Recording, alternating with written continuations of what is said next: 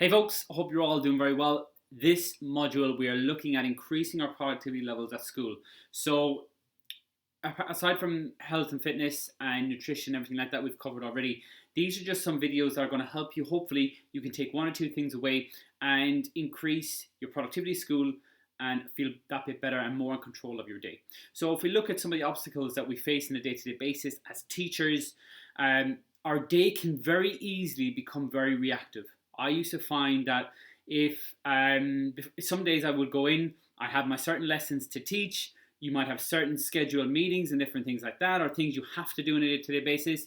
And then the rest of your day could be very reactive. You've got an idea of what you want to get done. You've got certain things to do, but they don't get done because you haven't got a plan in place. Things crop up. People come in and ask you certain things. Other things happen during the day. Before you know it, the day's over. And sometimes, a lot of the time, in fact, I would end up staying after school, bringing work home, and then if what happens is it eats into kind of your personal life. It can affect personal relationships with family members, and it can just put you down, and you start kind of looking at your job and looking at your work very negatively because it's taken away from time you want to spend in other things. So that's super important to understand that you have to put certain, if this is sounding familiar and your day-to-day is kind of it's kind of all over the place, you don't have a specific plan in place, you're going in, you know you've got certain things to do, but before you know it, the day's over because other things have taken over, and you're going home feeling frustrated, feeling that you're hating your work as such, or hating parts of your work because you're not getting it done. It's affecting your mood, it's affecting now your energy, it's affecting your relationships at home. And it's super important to kind of make sure that we have a plan in place so that you own your day and you don't let the day own you. That's really, really important, because it's very easy to slip into that where you go in, you're very reactive, and before you know it, the day's taking control of you. So you have to be in control of your day. So you obviously have your certain classes you have to teach, certain things you have to do. However, if you want to be productive outside of those things, there are a number of factors and strategies that I feel are really, really going to be useful for you. So the first thing is to write a to-do list. Now, if you follow my social media, you know I'm a massive fan of this. A to-do list has been a game changer for me in the last 6 to 12 months. I used to kind of do it here and there, especially in the morning when I used to go into school. I would write out my to-do list, the things I needed to do for that day. And that was quite good. And I know some of you are probably doing that. But I want you to start writing a to-do list in the evening time. I want you to do it either at the end of your workday or before you go to bed.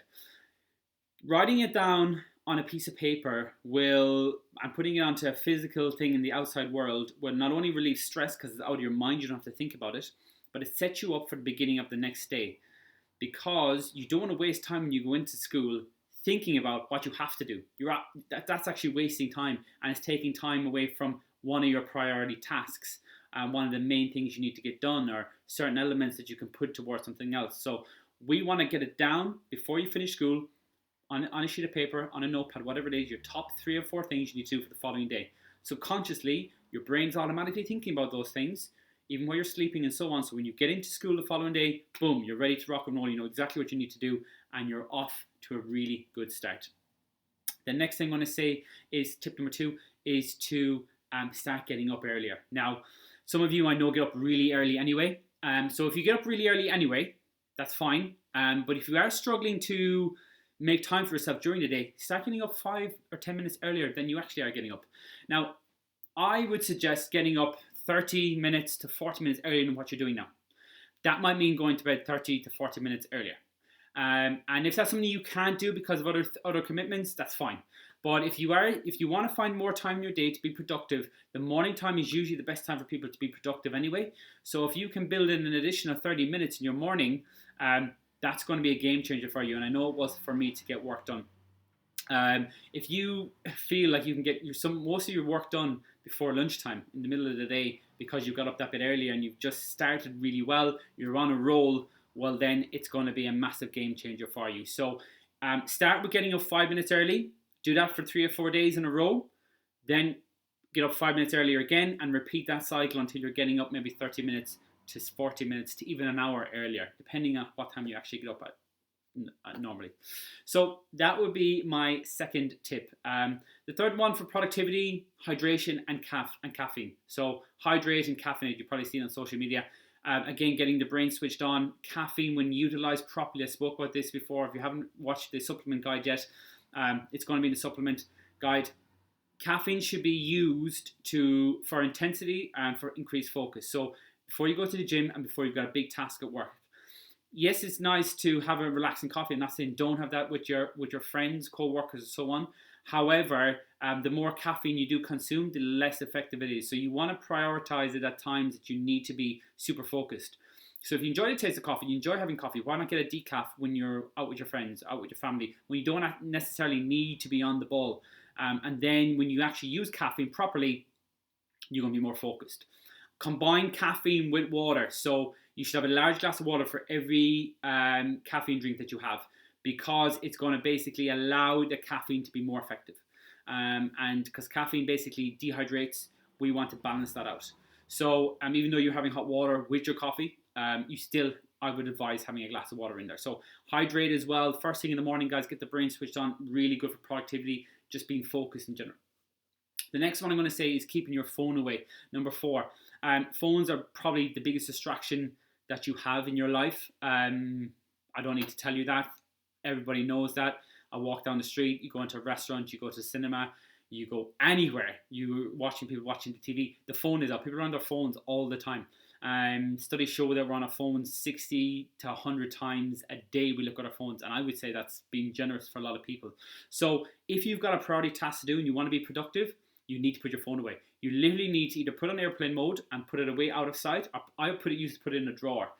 Even when it's on the table beside you, you're subconsciously waiting for something to happen with it, where a WhatsApp message and a bing to go off, whatever it is, you're subconsciously thinking about your phone, and therefore you can't focus your attention on what you need to do.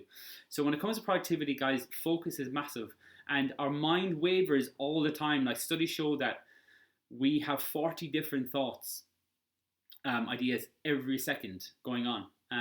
So if you want to focus on something, you have to try and block out as many distractions as possible. So your phone, put it away, put it in the drawer, or put it on airplane mode. Getting your number 1 task done first is my 5th tip.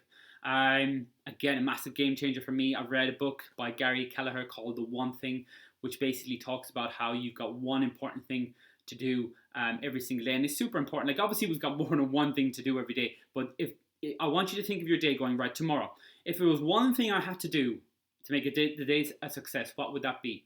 And that may not necessarily mean that you have to finish that task, but if you get some part of that task done, or you start a task, or it is maybe completing a task, once that is done, your day is a success. For you, it could be getting to the gym, doing your training.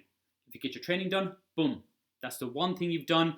The rest of the day is a success. You feel productive, you feel good. So I want you to prioritize your first task. Make sure that gets done during the day. If you can, try to get it done as early as possible, because it's going to lead, it has a knock-on effect. If you get a big task done, you know yourself, if you get something done early in the day, you feel like it's a success, and then the rest of the day kind of takes care of itself, and you feel on a high for the rest of the day. So number 5, get your most important task done first.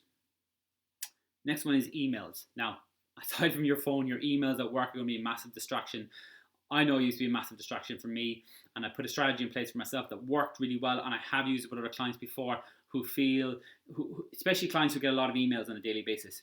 Schedule time blocks for your emails. They're a massive distraction. If you want to be productive, you can't be reacting to everything. Remember, own your day, don't let the day own you. Emails, unless the school is burning down, the email does not necessarily need to be replied to straight away. My tactic for you, and my suggestion for you, is to have 3 blocks in your day where you dedicate to email. Okay, 20 or 30 minutes dedicated to email. That could be writing emails, reacting to emails. But those 20, 30 minutes are your email time. 3 time blocks. I would suggest sometime in the morning, maybe not straight away, maybe after 30 minutes, because you want to see what's going on for the rest of the day. Maybe there's an important event that you need to be there for, and you don't want to miss that email. So 20, 30 minutes at some point in the morning early, where you can look through your emails, see what things have come in the evening time beforehand, see what emails that you have to send to maybe your team members or certain other people in school, whatever it is. The second time I would slot in is just around lunchtime, maybe after lunch or after a break time, because you're probably going to not feel productive at that time anyway. I used to find after lunchtime, it used to take me half an hour to kind of get back in the swing of things. You've eaten a bit of food, you're feeling a bit sluggish. This is actually not a good time to take some caffeine. You've just been maybe mingling with other co-workers or colleagues, and you just don't feel like getting back to work, and especially if you're not teaching a lesson. Then is a good time to do your reactive work, your email. You're looking through your emails that have been sent through, what emails you have to send, and just get it done, okay? And then the third time block I would suggest is right at the end of the day. Classes are finished, you just want to see what's happened, if there's anything important that's come up in the evening time, or anything you have to line up for the following day. 20 minutes, 20 minutes, 20 minutes, that's 1 hour of emails. That's a huge amount of time for emails, but think about it. If you're leaving your emails open all the time and you're reacting to 2 minutes here, then you've forgotten what you're doing on this task, you get back on task again, it might take you 10 minutes to get back on it, another email comes in, and you're kind of in between tasks, you're not in control of your day. So that's super important. Number 6, schedule time blocks for your emails. Number 7, put yourself under pressure. Give yourself time conditions when you got a big task to do. Have you ever found that when you had a deadline, whether it's reports that have to be put in, whether it's a certain amount of marking that has to be done? Remember in college when you had an essay to be submitted, like those hours prior to your deadline, boom, your focus is like through the roof. Nothing else matters. Like you're just completely in the zone of what you need to do. Try and do that on a daily basis. Not maybe as intense, but in small blocks. Like I used to do this where I would put a 20-minute timer on the online clock or wherever it is and go, right, I got 20 minutes to get this done. And you actually put yourself under pressure. And trust me, you'll actually start flying through work. And it gives you more time then to do other things. So it's a very easy one to do. Try that and see if it works. Number 8 is dividing your day into blocks. Super, super useful. You will have times in the day you have to teach. Those other times should be dedicated to time blocks. Now again, I've spoken about email.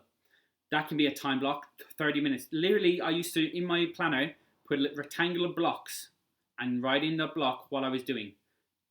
Lessons, email, meeting, marking for 30 minutes. Creation of lessons for next week, 30 minutes. And you've got a specific time block plan. So you're not thinking about, oh, what should I do now? What will I do then? Like, you're not wasting time thinking about it. Actually plan out. And this is where it can come into your to-do list at the end of the day, or this is something you can do at the very beginning of your day. But you need to just have a plan in place. Remember, own the day. Don't let the day own you. Number 9, to schedule some breaks.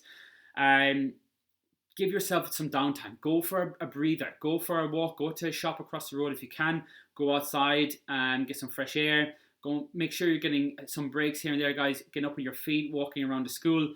Your brain can't keep going. To be productive, you have to give it rest periods. So, and we advise students. You know, you've given advice to students to say when you're studying, give yourself a break. Study for 45 minutes. Give yourself a 10-minute break. We should be no different. So you need to schedule in small breaks here and there to make your brain fresh so that you are productive.